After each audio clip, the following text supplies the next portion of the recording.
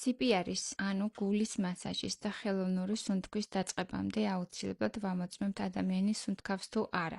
თუმცა არსებობს აგონიური სუნთქვა, რომელიც ნორმალური სუნთქვა არ არის და ხშირად გვხვდება გულის გაჩერების დროს. ამ ვიდეოში მოგიყვებით, როგორ გაარჩიოთ ნორმალური სუნთქვა აგონიურისგან.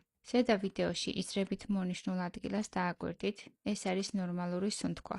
კირდი რეგულარულად მოძრაობს, სუნთქვა რიტმულია, ჩასუნთქვა და ამოსუნთქვა ბუნებრივად ხდება. ხოლო ქვედა ვიდეოში ნაჩვენებია აგონიური სუნთქვა, რომელიც არ არის საკმარისი ჟანგბადის მიღებისთვის. ამ დროს სუნთქვა იშვიათია, იზმის ხრიალის ან ყლაპის მსგავსი ხმა. ადამიანი რამდენიმე წამში ერთხელ მხოლოდ ერთ ხმად ჩასუნთქვას აკეთებს. ეს ორი ვიდეო სიმულაცია იყო, ახლა კი რეალურ სიტუაციას ნახავთ სანაპიროზე. დააკვირდით ადამიანის სახეს. ის ნორმალურად არ სუნთქავს, ეს აგონიური სუნთქვაა და ასე დროს CPR უნდა დავიწყოთ.